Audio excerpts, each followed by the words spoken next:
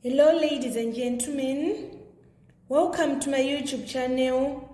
Today we are going to continue with our series on Combined Science Paper 2 that was written in June 2019. Candidates are required to answer N2 questions, but we are going to answer all the 3 questions from number 7 to number 9 as we are doing our revision. So the first question is reading, state N2 sexual transmitted infections. So we have so many sexual transmitted infections. These include AIDS, which is acquired immunodeficiency syndrome, gonorrhea, human papillomavirus infection, syphilis.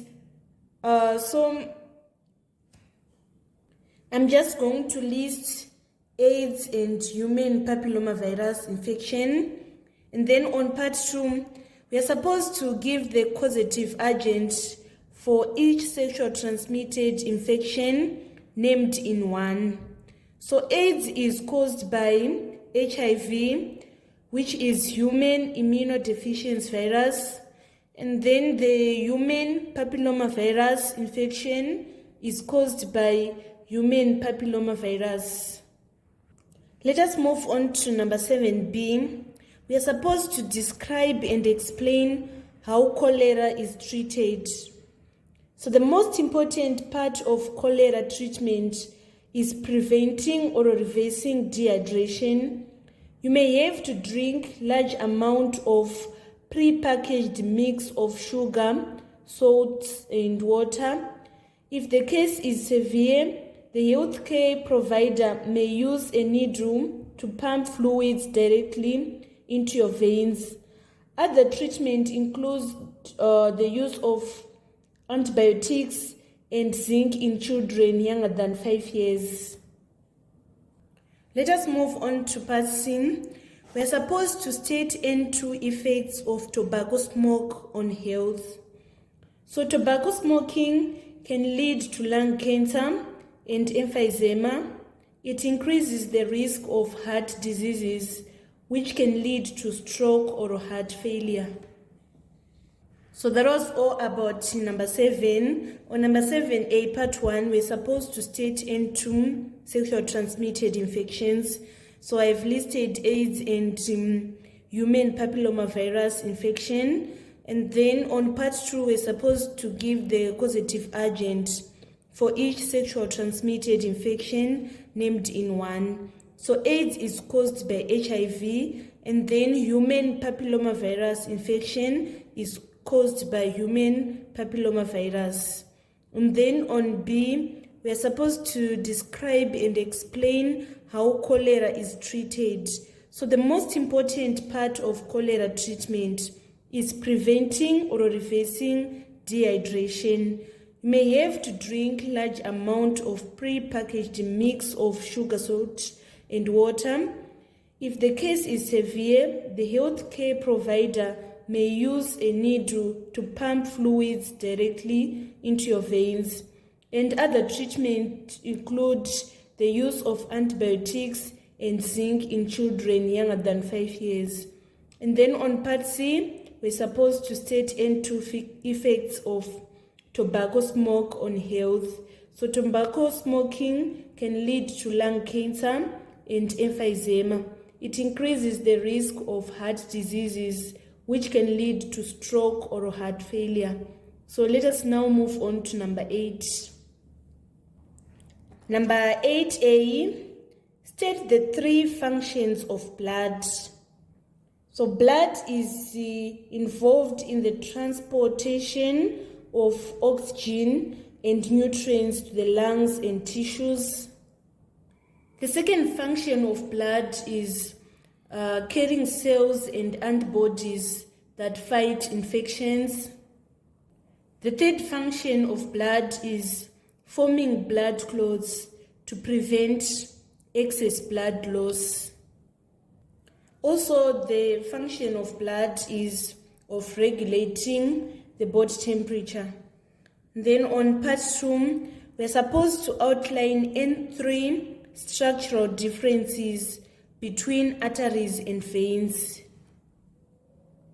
I'm going to present the answers on a table. So the first structural difference between arteries and veins is that the walls of arteries are thick and they also contains muscle tissues, while the walls of the veins are thinner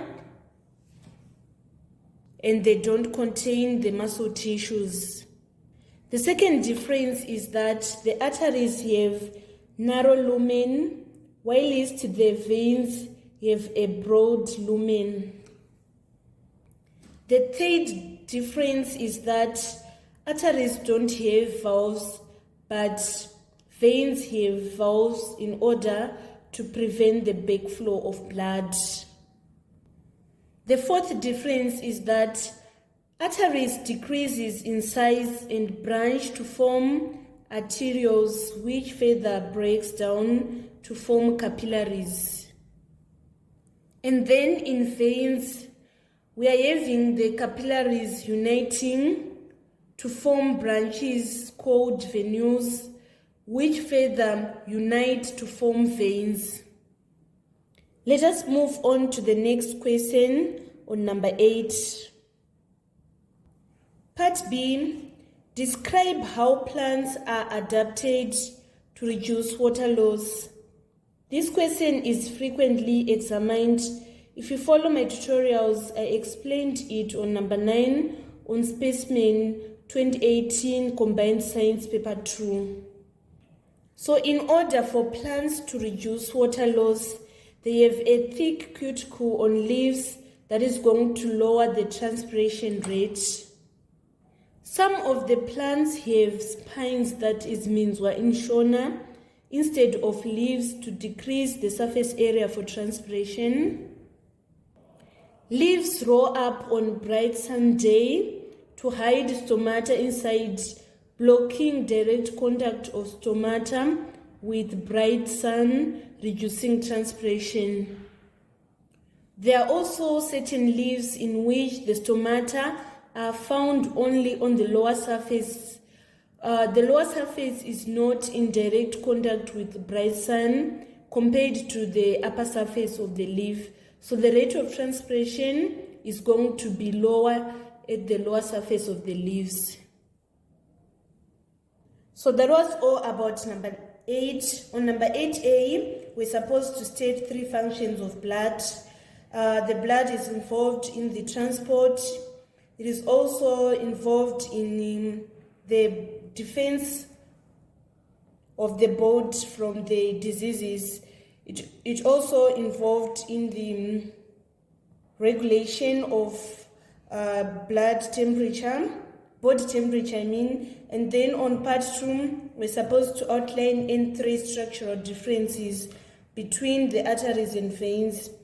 The arteries have thick walls, while the veins have thinner walls, and then the arteries have narrow lumen, while the veins have broad lumen. And arteries, we don't have valves, but in veins we have valves. And then arteries, they branch to form arterioles, which further branch to form capillaries. But in veins, we are having capillaries uniting to form venules, and the venules are uniting to form veins. And then on number 8, part B, we're supposed to describe how plants are adapted to reduce water loss. They have thick cuticle on leaves to lower transpiration rate. Some have spines instead of leaves to decrease the surface area for transpiration. Leaves roll up on bright sun day to hide stomata, thereby reducing transpiration. And then in certain leaves, the stomata is only found on the lower surface of the leaves, where transpiration is lower than in upper surface of the leaves. Let us move on to number 9. Fig 9.1 shows the carbon cycle. We are supposed to identify the process labeled A and B. So in A, we are having fuels being burned in order to produce carbon dioxide. So the process is known as combustion. And then in B, we are having animals giving carbon dioxide to the atmosphere. This process occurs through the process of respiration. And then on 2, we are having carbon dioxide being taken by the green plants. It is taken through the process of photosynthesis. So we are supposed to describe photosynthesis. So photosynthesis is the process whereby the green plants uses carbon dioxide and water using the energy from sunlight that is being trapped by the chlorophyll in order to produce glucose and oxygen. Let us move on to the next question. B, part 1. State one process which increases the amount of nitrogen in the atmosphere. The process is known as denitrification.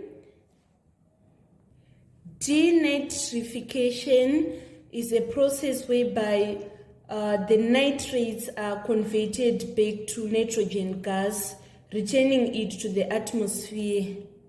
And then on part 2, want to state 2 processes which reduces the amount of nitrogen in the atmosphere.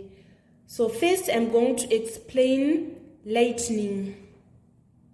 The energy of lightning is going to break down the nitrogen molecule and to enable the atom to combine with oxygen in air, forming nitrogen oxides. Let me explain again how lightning is going to reduce the amount of nitrogen in the atmosphere. The energy of lightning break nitrogen molecule and enable the atom to combine with oxygen in the air, forming nitrogen oxides.